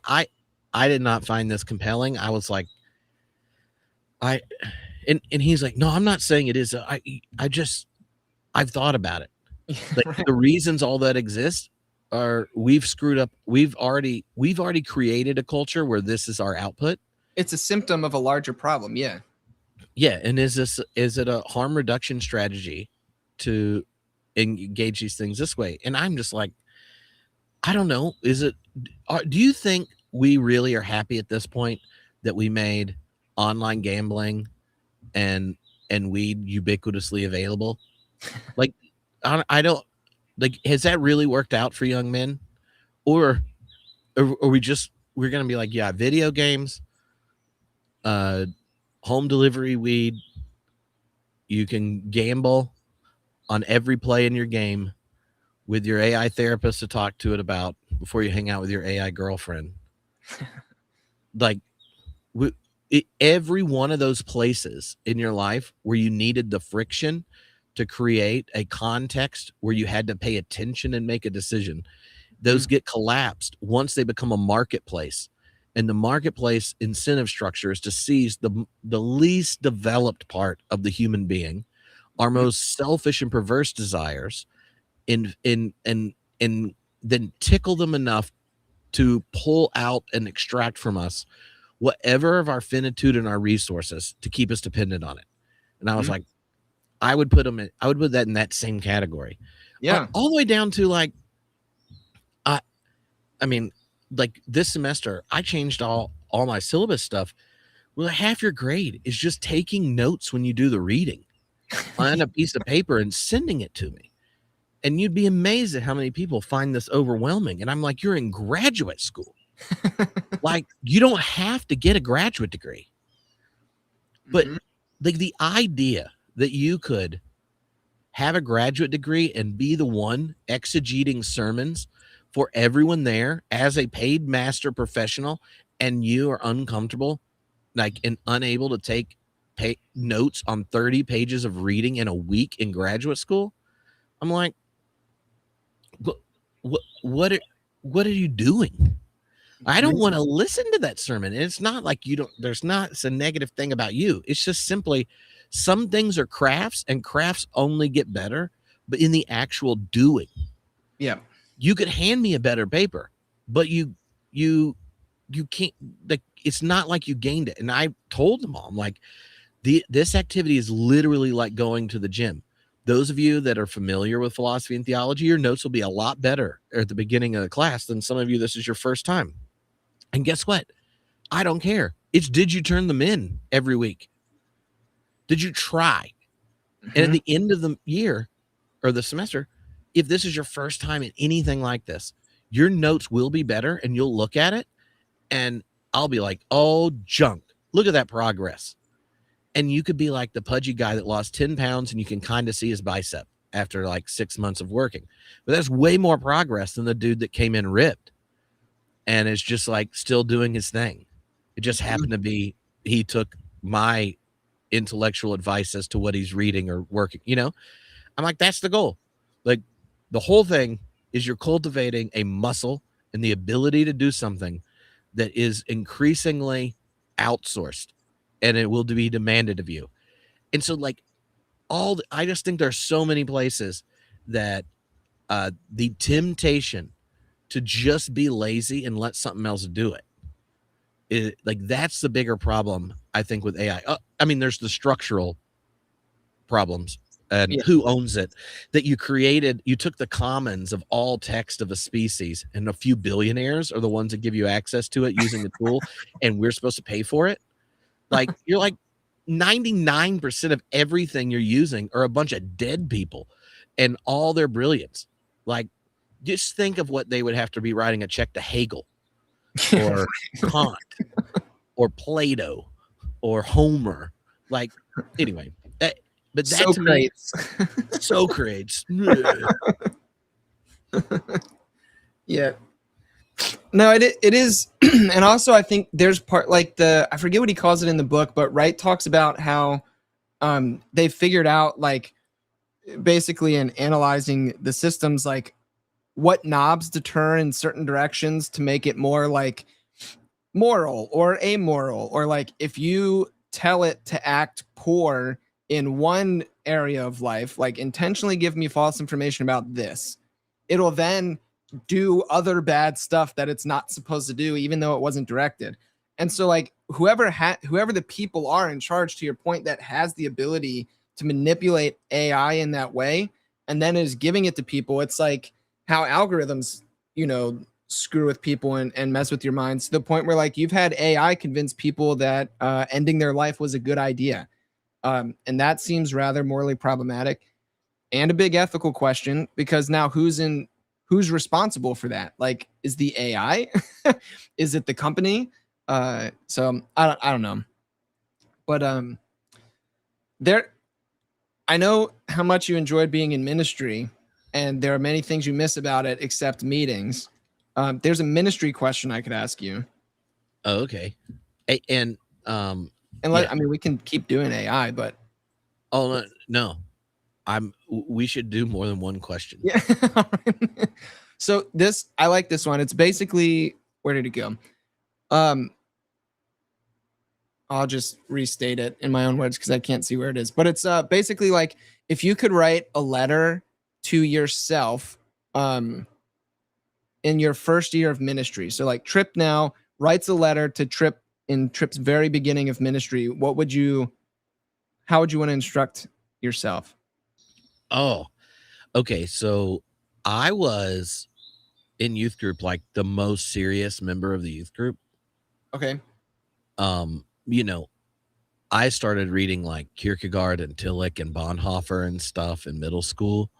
And As one and just as a person, like intellectually wrestling with God is very much an experience of divine intimacy for me. Yeah, I think so. And I think early, I would tell Tripp when he first became a youth minister in undergrad, like, you are not the norm. At youth group, I used to get irritated that we'd play stupid games and spend so much time doing silly stuff. I'm like, we need to get to the real meat of tonight, the Bible word. study or whatever. And I'm like, why doesn't everyone in the group want to read Cost of Discipleship with me? and then so like I had a Bonhoeffer reading group, and of like the 7 people that were in it, 5 of us have PhDs.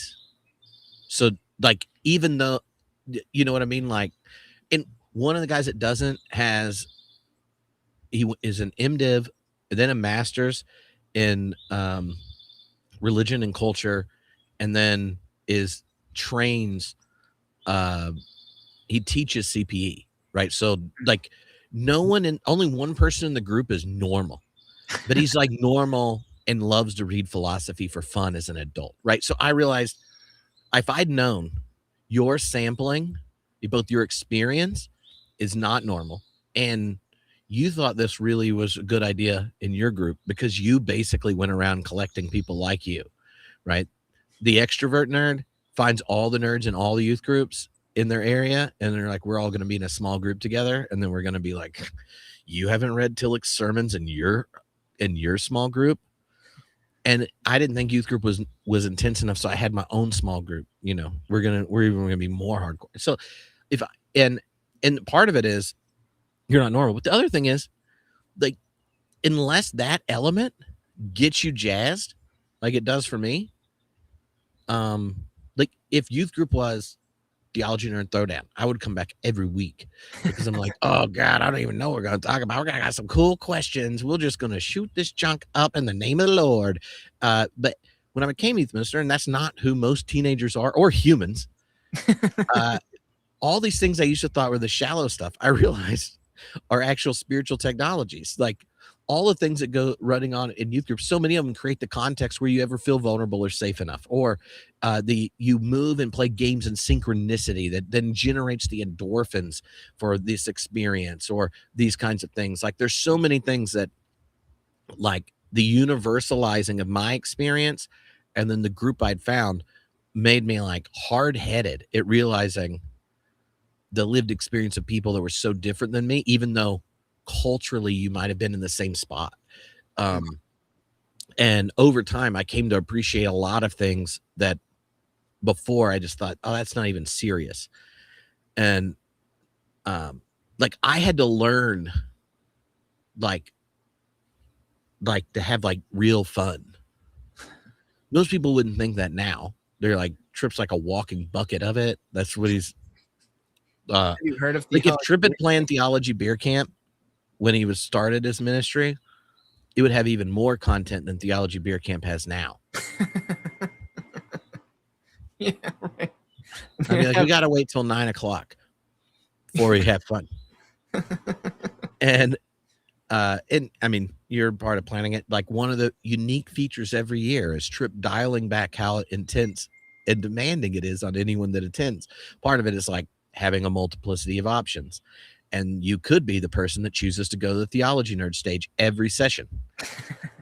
And I remember the first year after lockdown, when it was big enough, you could have all these multiple things. And I'm like, yeah, but who's going to pick to go to insert the things almost everyone picks is not as super nerdy as me. I'm like, why would you're going to go to like a contemplative prayer group or an art group or discuss comic books when you could argue about Middle Schelling's critique of post-Talikian encounters with Buddhism? Like, why would you? Who's doing that? So that would totally be like early Tripp. I guess in the other thing is, and because I know Tripp is already in love with Bonhoeffer, I would be like, you should take him even more seriously, because this would have been right before 9/11. And be like, Tripp, he's going to end up being significant to you in ways you don't anticipate. Just wait. Dude, it's so funny because I had like my experience as a youth minister is very much the same. Like I remember constantly thinking like, okay, Josh, like you have like dumb this down, make it like accessible, blah, blah, blah. Because I read, like I went and looked at like all the available youth minister curriculum that like all the different youth pastors around me were using. And like, cause there was like a cohort and they like share resources. And all of it, when I looked at it, I was like, this is so dumb and boring. Like, I don't want to spend my time teaching this or like talking about this stupid stuff. So I wrote my own curriculum. I gave it to Mark, my boss, to make sure it was appropriate. And he was like, Josh, if you teach this to our high school students, they will know more than like the adults in our Sunday congregation. And I was like, oh, but this is like Christianity 101. And he was like, no.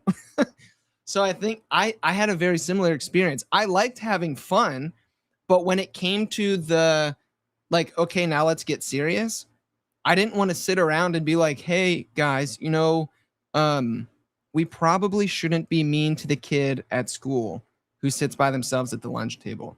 I just thought that was assumed. Like, yeah, of course, that's part of what it means to love your neighbor. Let's like do some fun stuff, which to me was like, I don't know. I was teaching like, I mean, at the time I was into like NT Wright pretty hardcore. So it was like NT Wright, Scott McKnight, Matt Bates, like that school of thought. And the kids are just like, I don't know what you're talking about, but you're fun to hang out with. So we'll sit through your 45-minute lecture that none of us care about so we can then go hang out with you afterwards. Yeah. And I'll just say, like, you know, it's not like I thought theology doesn't, you know, it ultimately didn't matter. I got to the point that I let my process theology lead how I did ministry more than it was the output. It was the framework for it.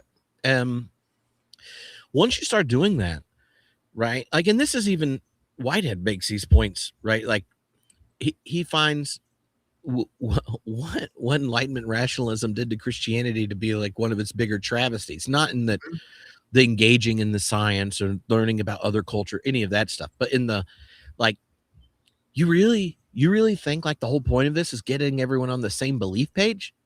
Like, beliefs come out of the engine of religion, like the way it orients you and the way it transforms you. Like, and if you want, beliefs come out of that. And I remember the shift. It was before I moved to Los Angeles. So most of my time as a minister, when I was full-time, I was like, no, I want to plan youth ministry like a process person, but I'm not like walking around being like, let me tell you about prehension or whatever. And obviously it would come out, and you know, the youth would think like one without knowing any of the fun words or whatever. But this like, if it made me go, no, you're tending to like the fire in the heart of things, where like, what does it mean to be a community that orients yourself towards the Jesus story? What does it mean to be transformed by it? And those kind of things. And in the process of that, you'll share all sorts of stuff, right? That are nerdy asides or explanations, but those make more sense when they're already practicing. They're already enacting it. Right. And that's why, I think it was not too long ago where I explained the way I did the experiments in truth, where you're doing these kinds of things. And then the theology that comes out of that form of life is just significantly better. And it's not like you can't help them complexify it or whatever when they're genuine questions. But like, if you think your job is like to update like the tip of the iceberg that comes out of religion and faith, like beliefs, as opposed to like tending to what generates them. I think obviously a process person's gonna be more interested in what generates them, like to the relationships, how you orient yourself in the community, like what does it mean to be transformed, what are the practices they're doing, and then when the beliefs come out, they're like more beautiful and they cohere with what you're describing. And I think in my own life, I was all, my family are church planners. A lot of my early theological stuff, even places my parents were like, I don't agree with you on this. And then they're like, oh, I get that point. In my line, I'm like, I'm just trying to think through the actual experience of faith I'm having in what we're doing. And I remember telling my dad, who at that point was a Calvinist, I was like, well, why are you more loving than your God? Like, and why is the religion you're describing more compelling than your theology? Like, you can't get up at church every week and, at the beginning of church, oh, here are the promises we make week in and week out. Reach the truth as we believe it, make it practical or real life, invite you to take the next step in your relationship with God. These kind of things that are like, the things that are most important. We're going to wrestle with these scriptures together and try to think about what it means in our life. And then we're going to support and encourage each other to say yes to whatever's right in front of us. And I'm like, if that's the thing that begins every worship service, what part of process theology is a problem? Like, that's literally, like, it is a description of it. And then you somehow think like the beliefs that come out of it are like, yeah, but also God is ultimately sovereign, willed all this before. I'm like, that's dumb. That doesn't cohere. And so, that they obviously didn't stay that way, but for me, it was like, I found the ideas to match the experience. But I never realized that was what was going on. It was like, I love theology because I was trying to find a way to name the actual encounter with the Christ in that community that I found so beautiful and compelling. But did I want to find it because it's just so cool and nerdy, or that that when I was sixth grade, I helped lead worship for a retreat of people with HIV/AIDS and their caretakers at a time where the religious community were ostracizing everyone with HIV/AIDS.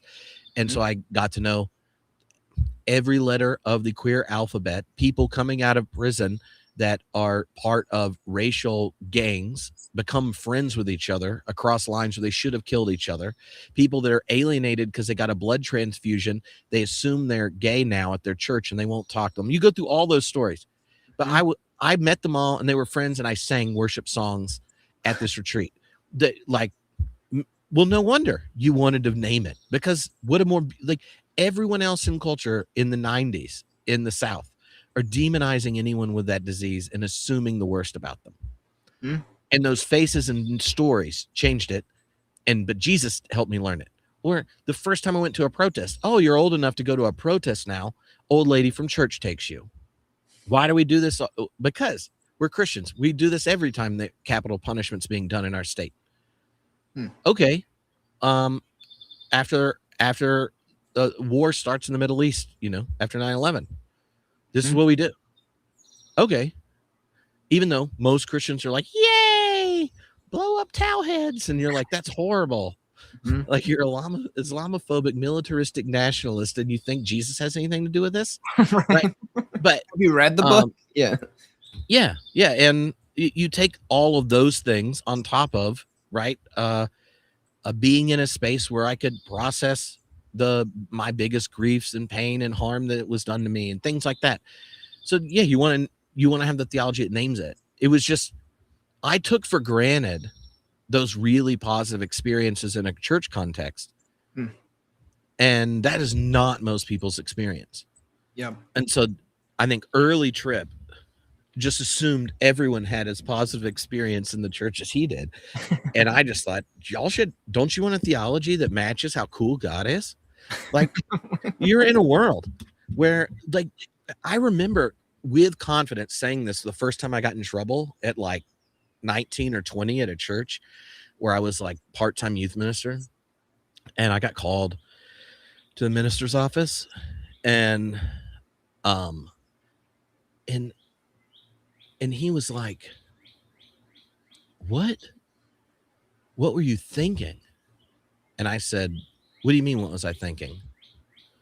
And he goes in basically describing that I had told the teenagers, I was like, we need to come up with the things we think are so true, we're going to do them even on days we don't believe it, about how we're going to relate to each other, right? And every year, the youth councils, we'd come up with these, again, where they putting it all in their own language, right? And and people, for like, the most true thing about you is you're God's beloved. Yep. And the welcome extended to everyone starts with anyone, or whatever they are. Like, and well, it was a small Baptist church in rural middle of nowhere when there were like 9 youth when I started, and probably 40 people in this little congregation. Well, now there's as many youth as there are adults. Mm-hmm. And the kids that are coming to youth group are not the kind whose parents would go to this church, but they're Baptists, so they get baptized and join, and now they can vote. And when it's just Baptists, like, you can't baptize them. If they make the confession of faith, they're baptized. They're an adult member of the congregation and vote. So they showed up when the budget was changing, and they didn't want to cover the health insurance of the senior minister and his family, which included one of the youth. Mm-hmm. And their health insurance went up because one of his kids had type 1 diabetes. Wow. Well, all these youth are just like, well, we already know what the correct answer to this is. Now, do you think any of them have money? No. No, but they're just like, we're being Christians, so we're voting.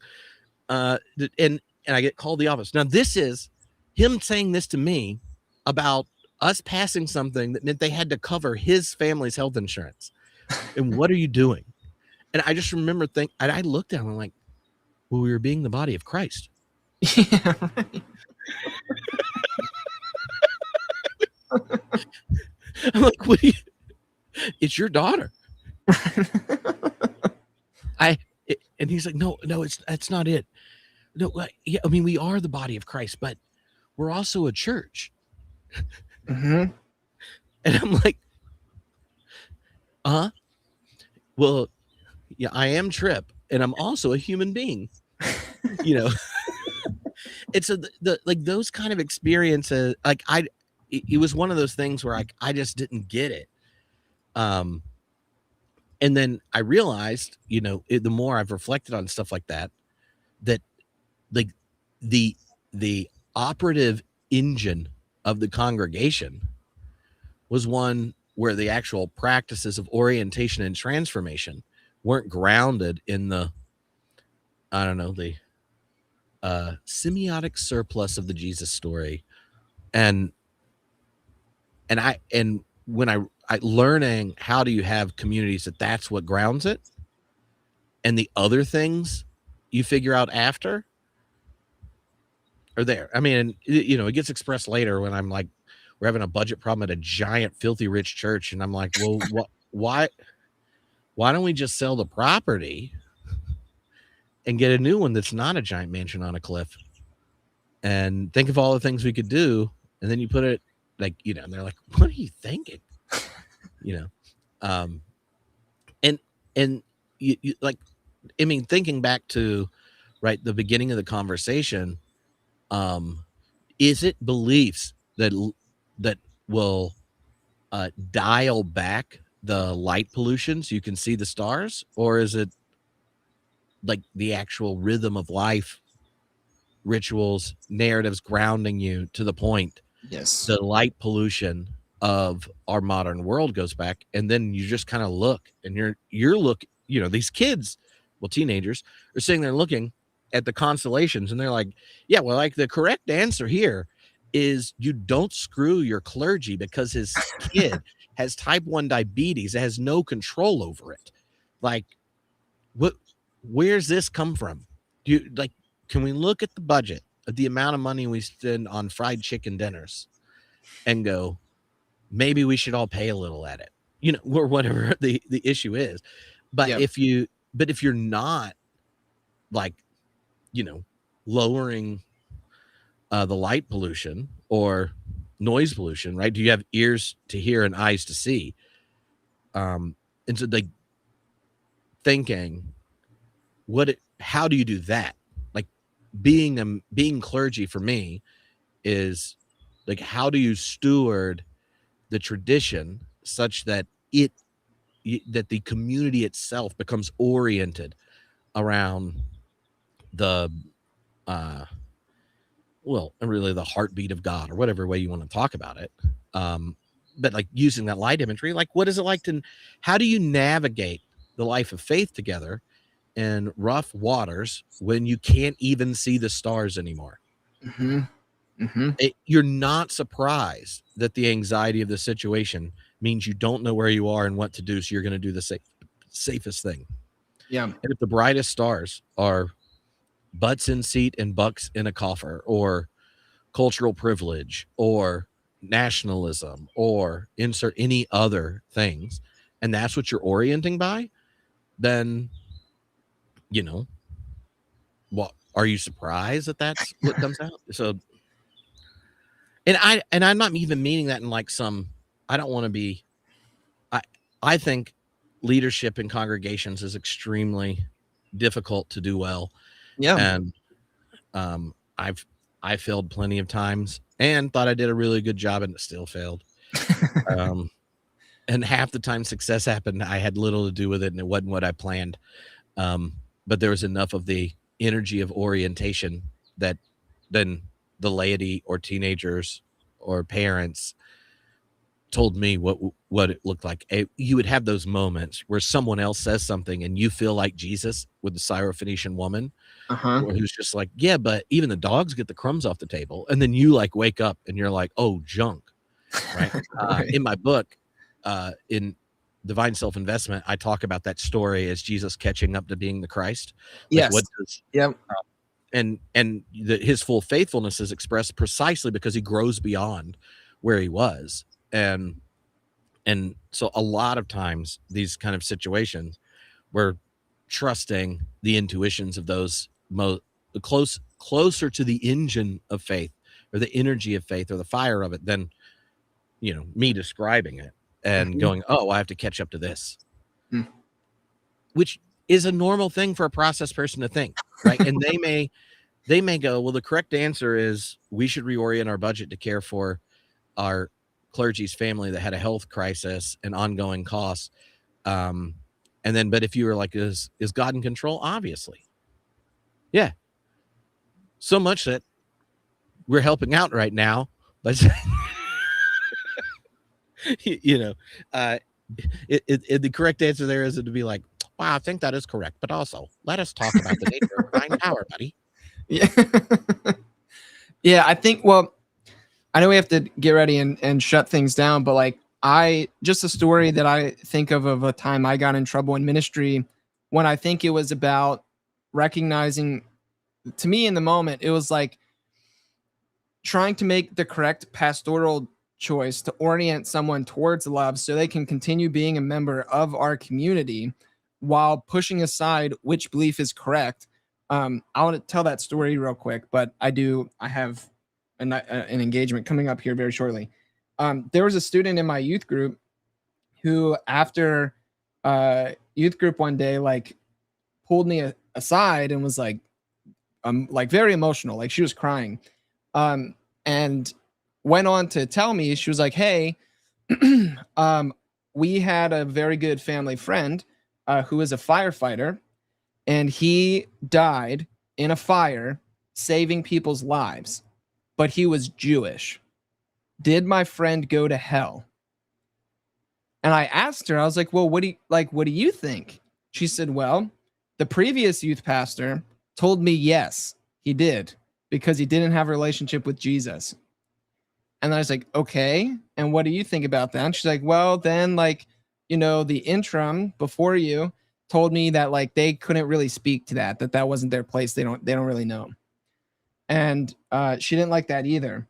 And so I told her, I was like, well, the God that I know and experience as love is not one that would send somebody from one literal fire for saving the lives of others into an eternal fire because somehow they didn't, appropriate themselves, whatever. I didn't say it that theologically, but I told her no, like your friend is with God. And she cried even more and gave me a big hug. And it was like a simple thing that she needed to hear. And like, did it go against, it might have went against like the official teaching of the church because it was like an evangelical church, whatever.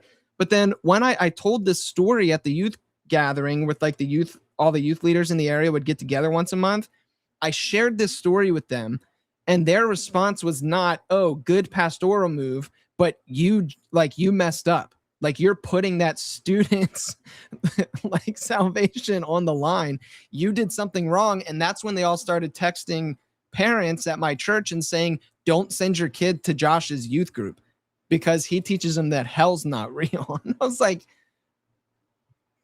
do you not realize whatever. I don't know that.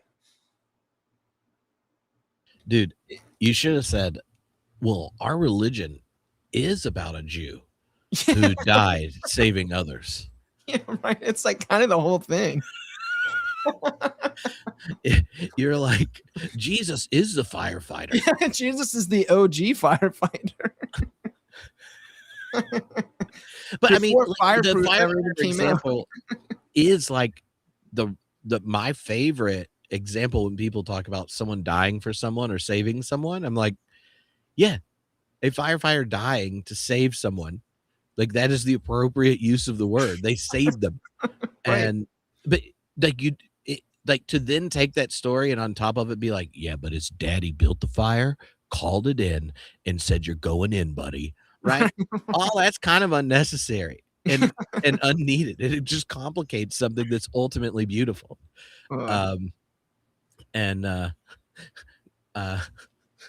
What is the greatest of love? That you lay down your life for a friend. And you're like, well, I would, not everyone literally does that.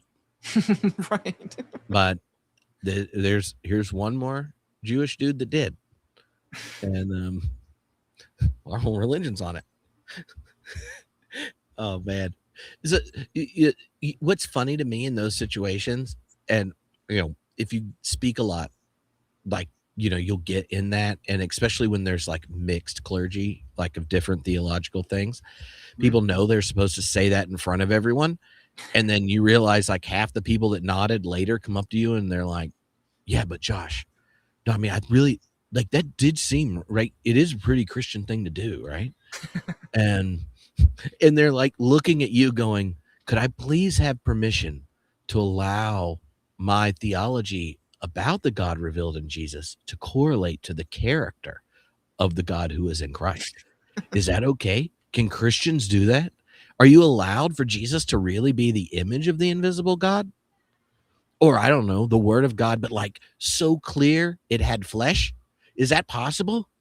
Or is that against the rules of Christianity? It's one of those bits where you're just sitting there going, oh man, the train wreck in this religion has some serious problems. You're like, I would give the Jesus answer here, but my doctrine's in the way. And on behalf of true Christian doctrine, I want to problematize God being revealed in Christ. And this is why we need radical theology. Yeah. I had a book outline that I wrote it in lockdown, and and it's really just called A God as Nice as Jesus. And it's just because this stuff irritates me so much. And each of the chapters is like a different part of the synoptic narrative. And it's using them just to be like, well, what if this narrative is where we ask a question where what most people think the correct Christian answer is argued against by what Jesus says, does, and endures. And then you go like, well, which one's more Christian? and it's, but you know how there's lots of those kinds of books that that genre of book I usually don't like, where it's like, I know this sounds bad, as someone's already written multiple books on Jesus, but like the ones that are like, well, the real Jesus. And it's not even like this. That's not the point. Or like, it's about Jesus, not religion. It's not even that. It's more just most of those books I read as let's slightly update a shitty vision of God. Right. So that we don't feel as embarrassed when we get asked these 2 or 3 questions, as opposed to what if all those questions are just expressions that we're on a major detour and driving the wrong way? And what if we just started with, when a Christian answers the question, who is God? They begin not with abstract attributes and essence, but by telling this story. This is a story we're telling. Everything else works out of that. Just going to tell this story, and then be like, what would someone who's answering the who is God question, if you start telling Jesus' story, how do you ever get around to these questions? And then let all the narrative bits just problematize them. But each chapter kind of does its own thing with a particular question. But it's I don't know. I may end up doing it at some point, but all those kind of books always feel like it's people rehabbing a crappy God to be slightly less crappy.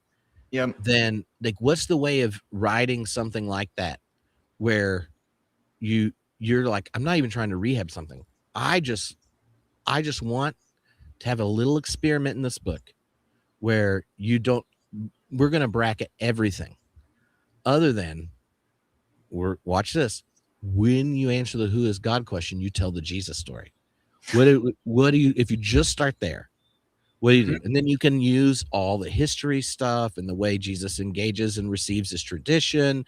You can like provide all the things people normally do that gears them up for like the slightly better version, but you just have to have like a good old epoche, like a phenomenologist, and go like, no, we're not even answering.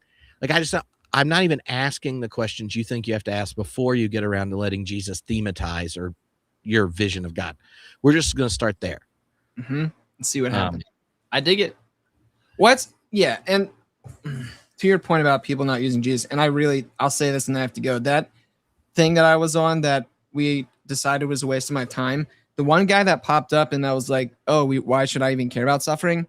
When he was directly pressed like, hey, so the childhood cancer thing, that's like not the kid's fault. He was like, yeah, that's not the kid's fault. It's like typically something that the parents did. And I was like, hold up.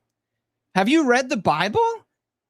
I literally was like, dude, that's bullshit. Like, Jesus was asked this freaking question and said, no, it is not your sin or the sin of your parents.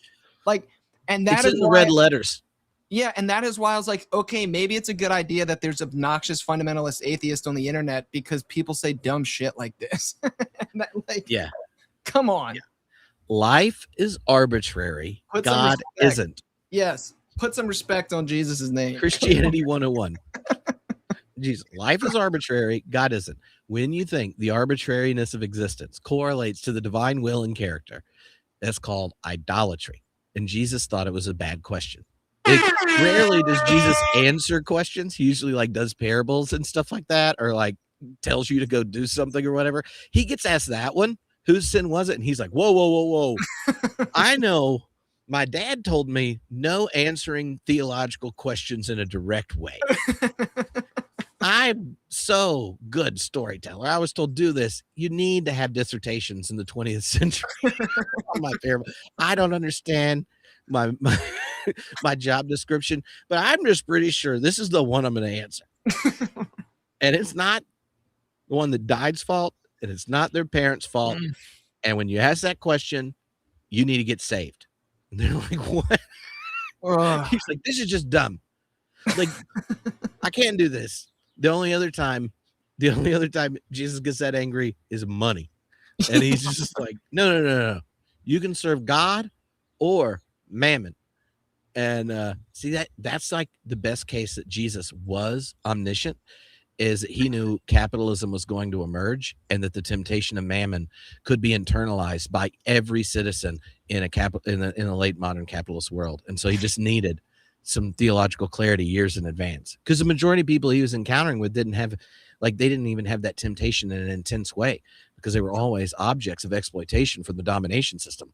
But what happens if Pharaoh's like, what if we make everyone think like a Pharaoh? Even those that are building bricks for our temples think like then they'll want to trickle down, and they'll want liberty, and they probably will want guns when they invent it. And then anyway, all right. Which translation has Jesus saying we need to seize the means of production? All of them. Well, it's with the. Never mind. You're inviting me to. You shouldn't do that. You shouldn't do that, Josh. Anyway, thank you for being a bow substitute. Yeah, thanks for having me. You might be half his size, but you're closer to a full bow daddy. You're a J Paddy. You're a J Paddy. And thank you all for hanging out on and I know you're all disappointed we didn't celebrate America even more today. Oh yeah. But sorry about that. I'm all 250'd out. But you could go to theologysummit.com and get access to a whole bunch of our friends talking about what they're thinking about on the 250th anniversary. And tomorrow I have a special podcast with Cornel West coming out on it as well. So you just have to get patriotic tomorrow. Not today. Not today. Today, J Paddy wants to talk about noise pollution and punk rock, thin places.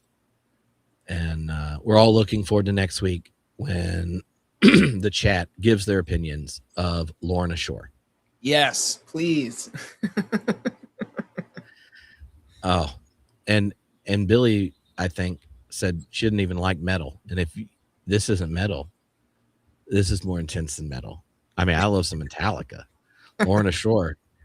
Metallica is like contemporary Christian worship music. It sounds like worship music compared to Lorna Shore. And you'll have to look up the lyrics. There's nothing about it until you've been attuned to whatever he had called singing for you to understand it. But, all right. Peace out. Peace. Oh, something about Valhalla. I don't know. I can't do that.